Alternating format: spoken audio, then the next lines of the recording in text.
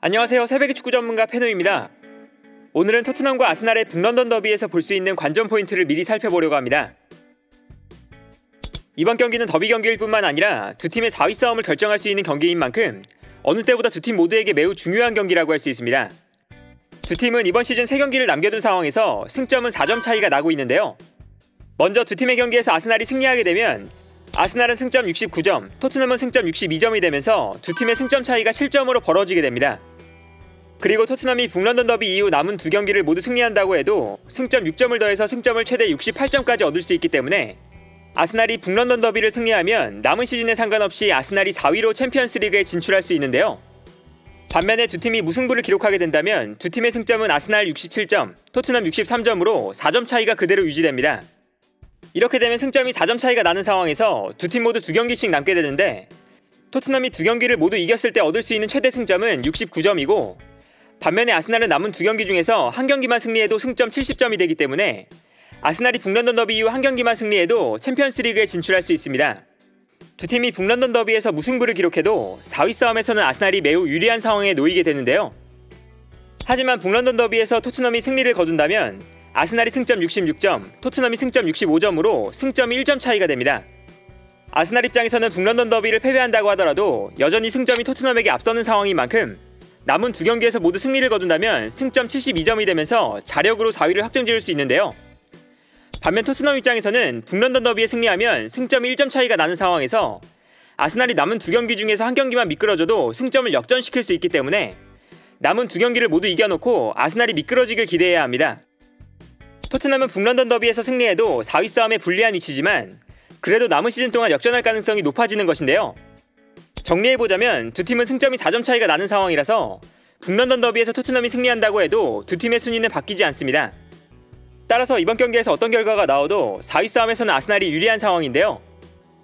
다만 아스날이 승리하면 아스날이 4위 확정, 무승부가 나와도 아스날이 4위 싸움에 매우 유리한 위치가 되지만 토트넘이 승리한다면 토트넘도 4위 싸움을 역전시킬 수 있는 가능성이 생기게 된다고 할 수 있습니다.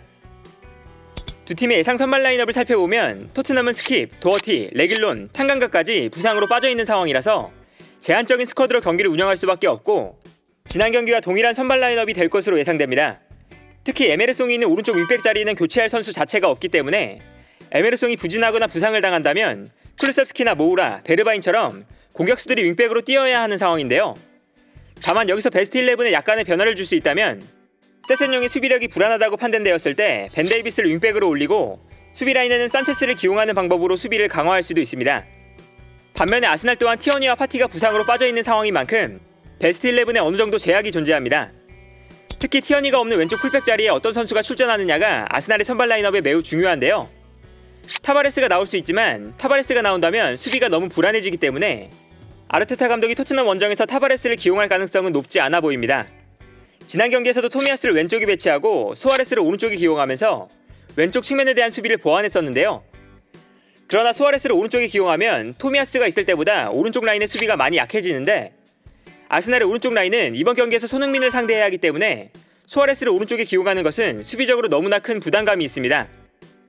따라서 토미야스를 오른쪽에 배치하면서 손흥민과 토미야스가 만나도록 만들고 오히려 수아레스를 왼쪽으로 보내는 방법으로 수비 라인을 구성할 가능성이 큰데요. 하지만 여기서도 수아레스가 쿠루셉스키를 상대할 때 수비적으로 불안한 장면이 나올 수 있는 만큼 아르테타 감독이 좀 더 수비적인 선택을 한다면 토미야스를 왼쪽으로 보내고 부상에서 복귀한 벤 화이트를 오른쪽으로 보내면서 쿠루셉스키를 토미야스, 손흥민을 벤 화이트가 수비할 수 있도록 선수를 배치할 수 있습니다. 그리고 이때는 벤 화이트의 자리에 홀딩이 선발로 나올 텐데요. 한편 최전방에는 은케티아와 라카제트가 선발 경쟁을 하고 있는데 최근 은케티아가 좋은 컨디션을 보여주고 있는 만큼 은케티아가 선발로 나올 것이 예상됩니다. 이번 경기의 가장 큰 포인트는 손흥민에 대한 아스날의 수비라고 할 수 있습니다. 토미야스와 벤 화이트, 어떤 선수가 오른쪽에 나오느냐에 따라 아스날의 전형은 달라질 텐데요. 토미야스가 나온다면 아스날은 변형 3백을 사용할 가능성이 높습니다. 공격할 때는 왼쪽에서 타바레스나 소아레스가 공격적으로 올라가고 토미야스가 중앙으로 들어오면서 3백의 형태가 될 텐데요. 이처럼 아스날이 3백의 형태로 경기를 운영한다면 토트넘이 역습을 전개할 때 순간적으로 손흥민과 케인, 쿠루셉스키가 아스날의 수비수들과 1대1로 대응할 수 있습니다. 그리고 이때 토트넘에게는 손흥민의 역할이 중요한데요. 여기서 손흥민의 역할은 토미야스와 벤 화이트의 뒷공간으로 침투해 들어가는 것입니다. 손흥민이 침투해 들어가면서 아스날의 수비 뒷공간을 무너뜨리는 효과도 있고 토미야스와 베나이트가 손흥민을 따라서 뒤로 물러나게 되면 케인에게 공간이 발생하는 연쇄적인 효과도 발생하는데요.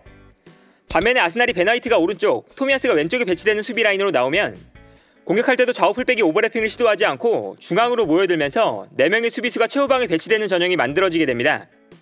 이러한 상황에서는 아스날이 토트넘의 3톱을 마크하기가 훨씬 수월해지는데요. 손흥민이 수비 뒷공간으로 침투해 들어가면 베나이트와 홀딩이 손흥민을 마크하는데 베나이트와 홀딩이 손흥민을 따라가도 마갈량이스가 케인, 토미야스가 클루셉스키를 마크하면서 아스날의 수비진이 토트넘의 3톱을 놓치지 않고 마크할 수 있습니다. 결과적으로 토트넘은 손흥민이 공간으로 침투해 들어가면서 아스날의 수비를 흔들어 놓는 것이 중요하고 반대로 아스날 입장에서는 최근 손흥민의 컨디션이 엄청나게 좋은 만큼 손흥민을 마크하면서 동시에 손흥민의 움직임을 따라가다가 수비에 공간이 발생하는 것을 조심해야 하는데요. 아스날이 손흥민을 어떻게 마크하느냐에 따라서 두 팀의 승패가 결정될 가능성이 크다고 할 수 있습니다. 그리고 토트넘 입장에서는 손흥민의 움직임을 활용하기 위해서 케인의 움직임이 무엇보다 중요합니다. 손흥민이 침투해 들어가면서 케인에게 공간이 발생할 수도 있지만 케인이 내려오는 움직임을 가져가면서 수비를 끌고 내려오면 손흥민에게 공간이 발생할 수 있는데요. 여기에 더해서 케인이 볼을 받았을 때 수비수를 등지고 돌아서게 되면 케인이 손흥민에게 결정적인 패스를 보내줄 수 있습니다. 케인과 손흥민의 조합은 토트넘의 가장 주요한 공격 루트인데요. 그러나 최근에는 케인의 컨디션이 그렇게 좋은 상황이 아니라서 손흥민에게 공간을 만들어주는 움직임을 원활하게 가져가지 못하고 있고 내려와서 공간을 만들어준다고 해도 수비수를 등지고 볼을 지켜내지 못하면서 손흥민에게 정확한 패스를 보내주는 빈도가 크게 줄어들고 있는데요. 손흥민의 좋은 움직임을 활용해서 아스날의 수비를 무너뜨리려면 토트넘은 케인의 컨디션이 무엇보다 중요하지 않을까 합니다. 한편 아스날은 공격을 전개할 때 웨데고르의 움직임을 살리는 것이 중요합니다. 이번 시즌 아스날의 공격을 주도하는 선수는 웨데고르라고 할 수 있는데요. 특히 웨데고르는 공격형 미드필더로 출전하지만 경기장 전체를 돌아다니는 것이 아니라 살짝 오른쪽으로 내려와서 플레이할 때 좋은 활약을 보여주게 됩니다. 웨데고르는 왼발을 사용하는 선수인 만큼 웨데고르가 오른쪽으로 움직여서 경기장을 넓게 바라보고 왼발을 사용해서 패스를 보내줄 수 있게 만들어줘야 하는 것인데요. 웨데고르가 패스를 보내줄 수 있는 상황이 되면 전방으로 침투하는 마르티넬리, 사카, 은키티아에게 좋은 패스를 보내줄 수 있습니다. 웨데고르의 이번 시즌 히트맵을 봐도 중앙에 머무르는 것이 아니라 왼발을 쓰기 위해서 오른쪽으로 내려와서 플레이한다는 것을 알 수 있는데요. 이때 웨데고르의 움직임을 도와주는 중요한 선수는 자카라고 할 수 있습니다. 웨데고르가 오른쪽으로 치우쳐서 플레이하면 아스날의 공격 방향이 너무 단순해질 수 있는데 공격을 전개할 때 자카가 살짝 올라와주면서 아스날의 공격 방향을 좌우로 분산시켜주는 역할을 하는데요. 자카가 왼쪽에서 볼 전개를 담당하기 때문에 웨데고르가 오른쪽에서 플레이하는 데 집중할 수 있게 되는 것입니다. 그리고 토트넘 입장에서는 벤탄쿠르가 웨데고르의 움직임을 막아내면서 아스날의 패스 루트를 막아내는 것이 수비적으로 중요하다고 할 수 있습니다. 오늘은 이처럼 북런던 더비의 관전 포인트를 살펴봤는데요. 리그만 놓고 따져봤을 때 토트넘은 홈에서 아스날을 상대로 최근 10경기 동안 7승 2무 1패로 압도적인 성적을 거두고 있는 만큼 홈에서 아스날을 반드시 잡아내야 하는 상황이고 아스날 입장에서도 이번 경기에서 패배하지만 않는다면 4위 싸움에 승리할 가능성이 높아지는 만큼 두 팀의 치열한 경기가 예상됩니다. 과연 북런던 더비에서 승리하고 4위 싸움에 우위를 차지하는 팀은 어떤 팀이 될지 시즌 막판 프리미어리그 순위 싸움의 가장 중요한 빅매치가 아닐까 하네요. 오늘 영상은 여기까지고요. 시청해주셔서 감사합니다.